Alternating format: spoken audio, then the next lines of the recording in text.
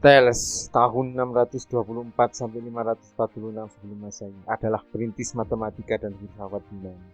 Thales adalah orang yang pertama kali memikirkan tentang asal mula terjadinya alam semesta. Karena itulah Thales juga dianggap sebagai perintis filsafat.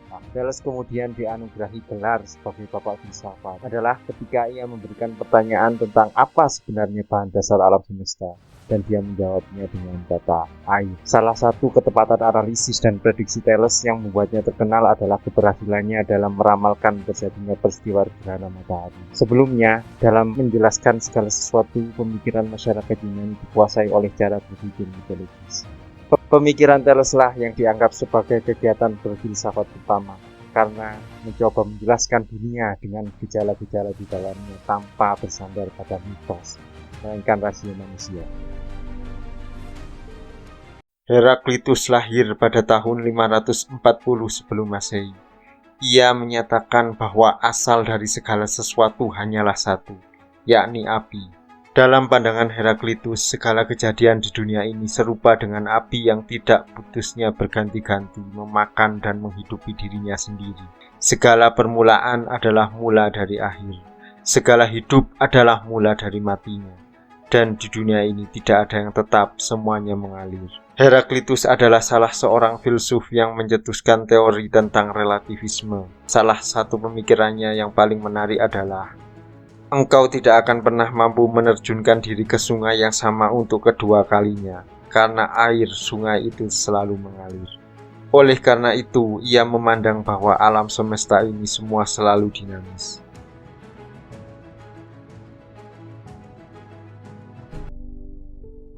Pythagoras lahir sekitar tahun 570 sebelum Masehi. Ia adalah seorang matematikawan dan filsuf Yunani yang tersohor. Ia dikenal sebagai bapak bilangan melalui teoremanya. Ia dikenal sebagai pendiri sekolah filsafat yang mampu bertahan hingga 200 tahun lamanya. Pythagoras juga mendirikan sebuah mazhab yang disebut dengan mazhab Pythagorean, di mana menganggap filsafat dan ilmu pengetahuan sebagai jalan hidup serta sarana supaya setiap orang menjadi suci, sehingga luput dari perpindahan jiwa yang terus-menerus. Pythagoras dan murid-muridnya percaya bahwa segala sesuatu di dunia ini berhubungan dengan matematika dan merasa bahwa segalanya dapat diperkirakan serta diukur dalam siklus beritme. Mereka percaya jika keindahan matematika yang disebabkan oleh fenomena alam dapat dinyatakan dalam bilangan-bilangan atau perbandingan bilangan. Anaximander diperkirakan hidup antara tahun 610 hingga 545 sebelum Masehi. Ia adalah salah satu pemikir awal yang menggunakan sains dan matematika untuk mengkaji serta menjelaskan aspek yang berbeda dari alam semesta dan kehidupan di sekitar kita. Atas pemikirannya yang brilian terkait dengan alam, ia dikenal sebagai bapak ilmu astronomi. Anaximander adalah orang yang pertama kali mengenalkan penggunaan tongkat penunjuk yang dipasang di tanah datar untuk menghitung waktu. Kelak teknik ini menjadi dasar terciptanya piringan matahari untuk menentukan waktu. Anaximander juga menjelaskan bahwa substansi pertama itu bersifat kekal dan ada dengan sendirinya. Ia bahkan mempertanyakan mitos tentang dewa-dewa. Ia ingin menjelaskan fenomena alam secara rasional. Sebagai contohnya, ia berpendapat bahwa petir tidak disebabkan oleh dewa Zeus, namun disebabkan oleh udara yang memadat. Zeno lahir sekitar tahun 490 sebelum Masehi.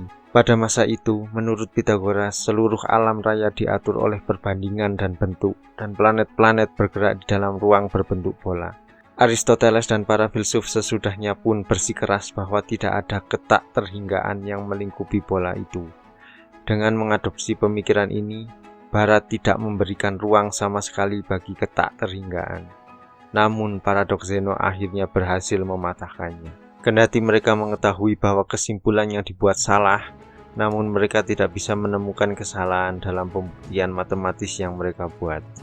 Deduksi logika mereka tidak mampu menghadapi argumen Zeno. Tetapi mereka akhirnya menemukan sumber permasalahannya, yakni ketak terhinggaan. Ketak terhinggaan inilah inti dari paradoks Zeno. Parmenides lahir pada tahun 540 sebelum Masehi dan meninggal pada tahun 470 sebelum Masehi. Pemikiran Parmenides sangat bertolak belakang dengan pemikiran Heraklitus. Menurut Parmenides, realitas merupakan keseluruhan yang bersatu, tidak bergerak ataupun berubah. Bagi Parmenides, seluruh jalan kebenaran itu bersandar pada satu keyakinan. Yang ada itu ada. Itulah kebenaran yang sesungguhnya. Dapat dikatakan bahwa Parmenides adalah seorang filsuf yang tidak mempercayai akan indera-inderanya. Ia berkeyakinan bahwa indera kita tidak tepat dalam memberikan gambaran mengenai dunia ini.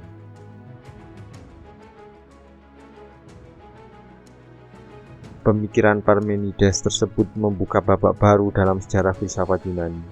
Bisa dikatakan jika dirinya ialah penemu metafisika.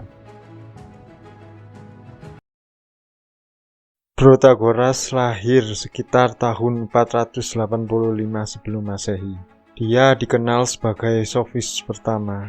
Protagoras sangat terkenal dengan pernyataannya, yaitu manusia adalah ukuran dari segalanya.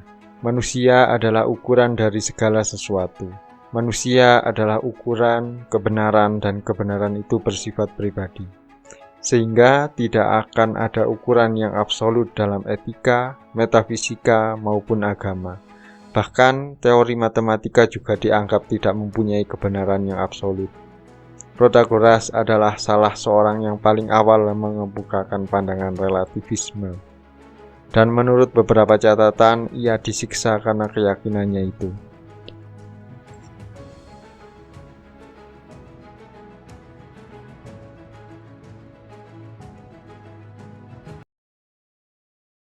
Gorgias lahir sekitar tahun 483 sebelum Masehi. Karya Gorgias yang menonjol adalah tentang yang tidak ada atau tentang alam. Dalam karya tersebut ia mempertahankan 3 pendirian. Yang pertama, tidak ada yang ada, atau dengan kata lain realitas itu sebenarnya tidak ada. Sementara Zeno pernah menyimpulkan bahwa hasil pemikiran itu selalu berujung pada paradoks. Gorgias berpendapat bahwa karena kontradiksi tidak dapat diterima, maka pemikiran lebih baik tidak menyatakan apa-apa tentang realitas. Yang kedua, seandainya sesuatu itu ada, maka ia tidak akan dapat diketahui. Hal ini disebabkan penginderaan itu tidak dapat dipercaya dan merupakan sumber ilusi. Yang ketiga yaitu, seandainya sesuatu dapat diketahui, maka pengetahuan itu tidak bisa disampaikan kepada orang lain.